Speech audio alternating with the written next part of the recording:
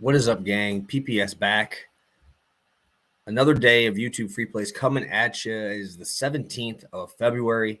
Coming off of a loss on our play here this week. We have back-to-back losses there. Gonzaga team total, they almost lost. Was not what I was expecting from Pepperdine. Tip your cap. They played good basketball.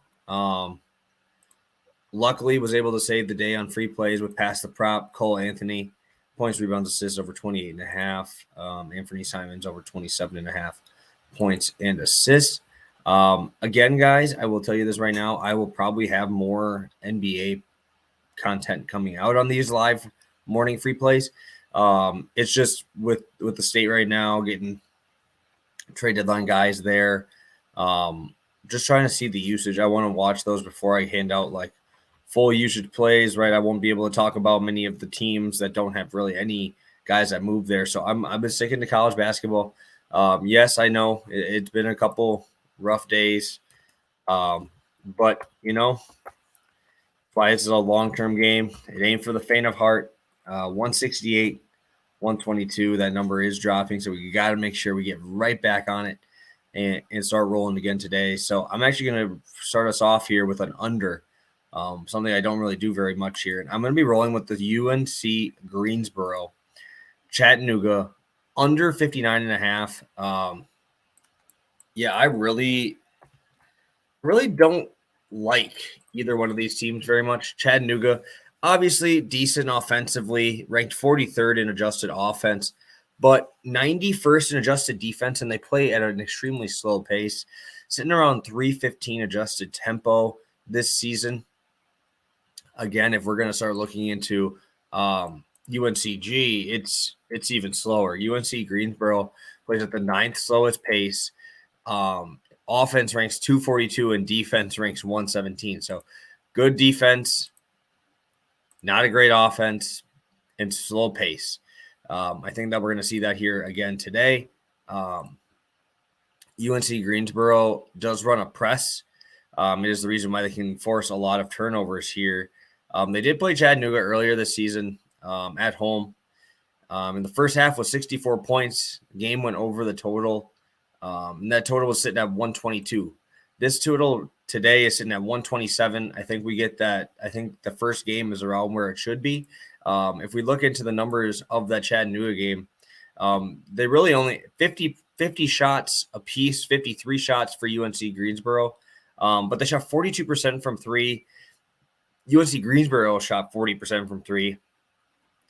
Chattanooga shot 90% from the free throw line. Like a lot of these numbers don't add up. Chattanooga shoots around 75% usually.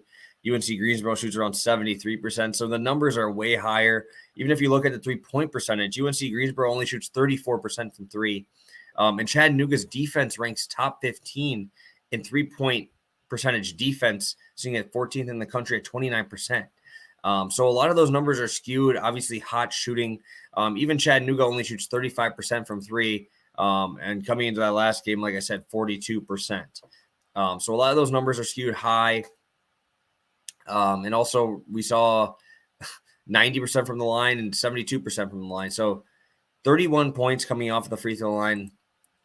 We have 45 coming from the 3-point line. So that is really the difference in the game. I don't see that happening. Chattanooga has been playing much better defense as of late. UNC Greensboro plays the same type of defense as always.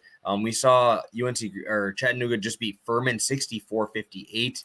Obviously, they were able to keep that under the total. Only 47 first half points. I was on the under in that game.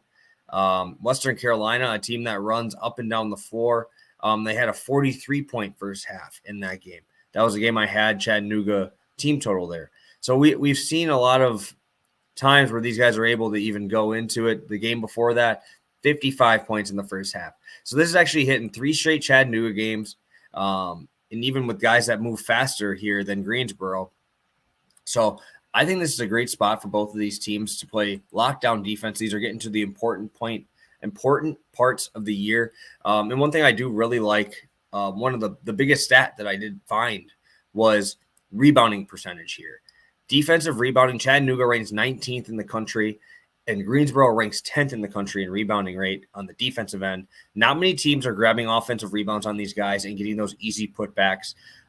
Those are what kills teams, right? You play good 25-second defense, offensive rebound comes, and you don't even have a chance. So slow pace, good rebounding, good defending of the three, and free throw shooting. I think that we're getting an extra 4 or 5 points of value here after that first game did go where it went. So I will be very happy with rolling with the under 59.5 minus 110 in Chattanooga's first half. I didn't even want to play around with that late game fouling stuff because it always tends to happen when I take a full game under. So I'll take the first half under 59.5 points. So if I take an under, I got to go to an over, right? So let's go with South Dakota State over 161. Yes, guys, I get it. This is an extremely high number. With South Dakota State, offense is warranted, right? 86.7 points per game, number 2 in the entire country, going up against Western Illinois, who ranks 332nd in points allowed at 76.2. And South Dakota State's defense isn't that great either. We're seeing them give up 73.5 points per game, with Western Illinois scoring 80. So we do have an ability here everywhere to score this basketball. Offenses are much better than both defenses.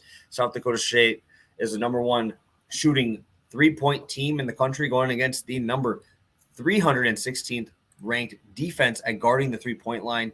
I think that is an absolutely massive stat here. They allow 36.2% from 3, and South Dakota State's shooting 45% from 3 this year. Also seeing a nice 76% team free throw shooting percentage for South Dakota State, which I think is absolutely fantastic. And Western Illinois actually ranks in the bottom 50 in every one of these categories: points per game, field goal percentage allowed, 3-point percentage allowed, and free throw percentage allowed against.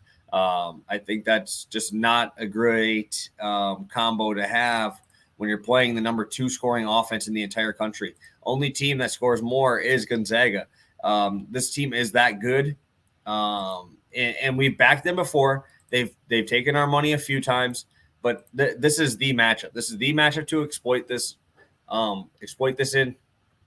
And I'm very excited. I think that this game, as we're closing at the end of the Summit season, is going to be one of those games you look at, because we did fly over the total in their first one. Western Illinois did play South Dakota State earlier this season, and that was at home for Western Illinois, 93-75. Let's go last 5 games. Last game against North Dakota, Western Illinois went under, but the last 4 prior to that all flew over their total.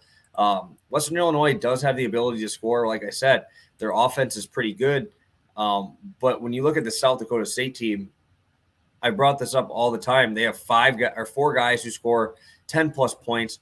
3 of those 4 guys who score 10-plus points shoot over 40% from 3.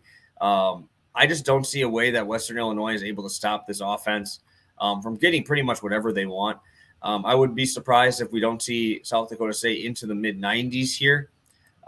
Instead of taking that as the separate one there, I will take Western Illinois to get some points here. I think 161 is a tad low. They do, again, also have 4 guys in double figures.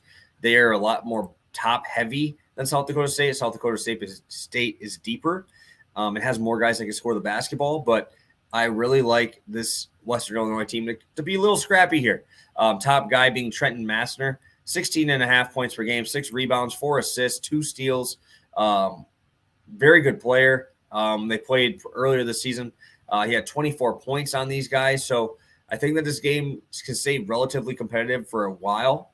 I think South Dakota State pulls away, but I think we're able to see South Dakota State into that mid-low 90s, and then all we need is 70 from the guys called the Leathernecks. So like both these plays, just going to put 1 unit on them since I'm doing 2 of them. So very excited for today's slate, massive college basketball slate. So make sure you tune in over on Twitter, guys. I had a live stream this morning for Europa Soccer League. I posted a couple plays there, so make sure you go over there and check those out. I also have these 2 and probably a couple more coming your way. So follow me over on Twitter at Player Props, and I'll make sure we get you guys some more money. So thank you guys so much for tuning in. Let's get a nice 2-0 sweep and add on. Let's get to 170 and 122 overall. I'm very excited for today. Very big slate. Let's have a good one, guys. Peace.